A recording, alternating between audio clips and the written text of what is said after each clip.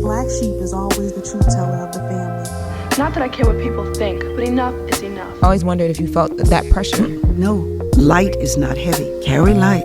If you and your wife had an indigo child, while y'all sleep, they traveling at night to other planets. In the black community, most of them end up getting killed. We finally done. It's just, it's something in the air. Call yourself indigo, chosen one, empath. There's gonna be a point on the journey where you snap. And if in the end it helps some other people out, well then that's fine too. Share light. Hey you guys, this is my official first video, so I want to welcome you all to my channel and give you a brief synopsis as to why I started the channel. And of course, I'm going to be just diving straight into the topic of today, which is energetic cord cutting. But first, I'm going to give you a little history. My name is Tremonnie. I'm an artist, I'm a writer, I'm a poet, I'm an educator, I'm a healer, I'm an empath. I am a spiritual being having a human experience and God's child. And without further ado, let's jump right in. This page is called Unfiltered Tremonnie for a reason, because for a long time I wore a mask. For a long time I didn't fully accept myself. I wasn't given the space to fully accept myself.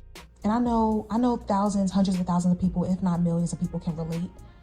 And so this is to tell my story, but to also talk about what's going on in the world today. I feel a lot of women are dealing with shedding that people pleaser energy. We're dealing with shedding the fake or the masked self. Our authentic selves are starting to show. People are finally wanting to be seen. We want to be seen for who we are, the flaws, the good, bad, and ugly. And this channel is not so much about like trauma dumping or negativity. It's about bringing light, bringing awareness to not only the physical things that have been happening in our world, but the spiritual essence of what we carry as empathic women, the spiritual essence of what people see in us. And so today I wanted to talk to you guys about doing an energetic cord cutting.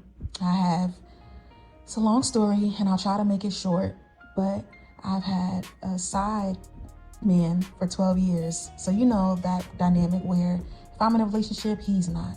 If he's in a relationship, I'm not. And, we kind of go back and forth with each other. And it's been 12 years. And I finally hit a point where it's just like, you know what? I love you. You love me. Like, we need to do this fully. And if we can't do this fully, then we need to cut ways because we're wasting time. We already know the love is there and it's always, the right person, wrong time, right person, wrong time. But I had to decide within myself, like I'm intentionally choosing to keep myself stunted, emotionally connected to a man that can't give me the full extent of what I need. And quite frankly, I wasn't able for a long time to give him the fullest emotional extent that he needed as well. But as far as pouring into him, speaking life into him, like I did that. And I felt like at this point in my life, I can no longer pour into someone that's not pouring their all into me.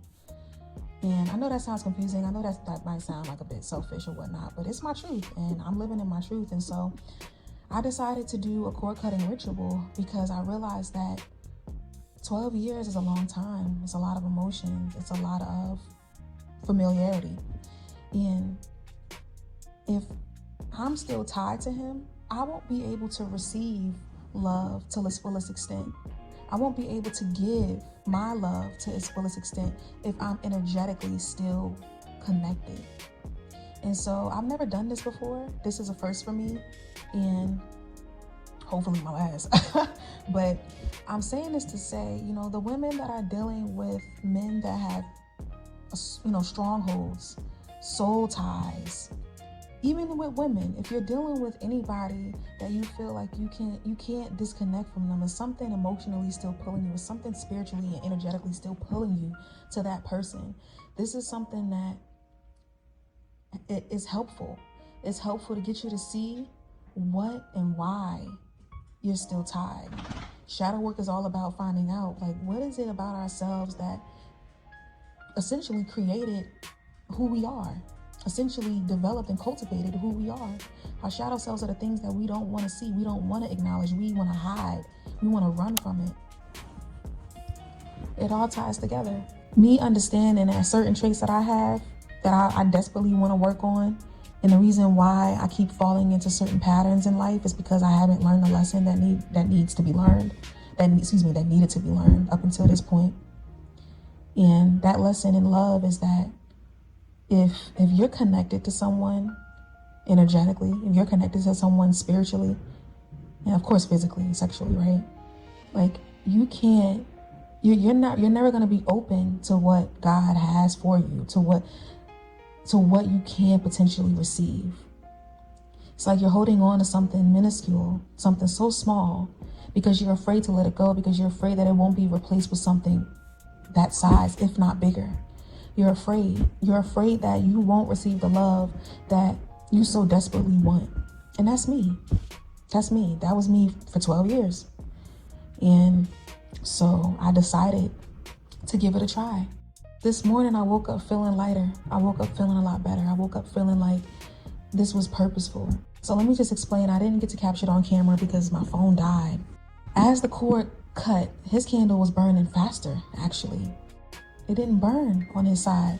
The cord started burning when the fire got down to on my side. And I thought that was very symbolic of the dynamic that we had, because I felt like I was pouring so much into him and he just wanted to hang on. And after a while, it's like, no. And so I think the symbolism from the cord cutting, and I saw the nature of our dynamic. I saw that, wow, it had to be me. If it wasn't going to be me, he was going to continue just hanging on to something that, quite frankly, was not real. It's not fully authentic, not 100%. And so I say that to all my empaths.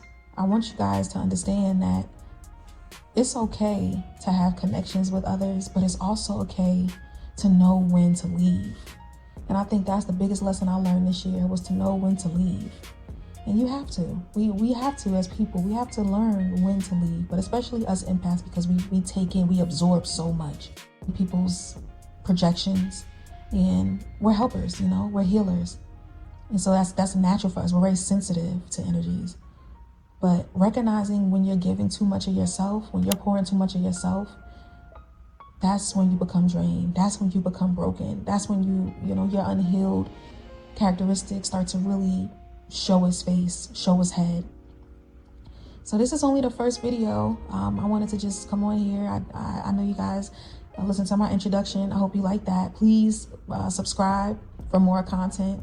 I want to start making sure that I do at least a video a week for my people, everybody out there that is going through what I'm going through right now, which is a healing journey.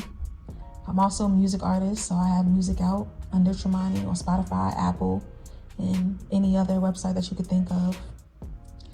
And yeah, I want to make this a place of a safe space where people could just be their authentic selves and not feel worried or shunned or diminished because of what we're going through. We're all spiritual beings going through a human experience, and that's okay. And that's what we're here to do. We're here to learn, we're here to grow, we're here to evolve, and we're here to spread light, share light.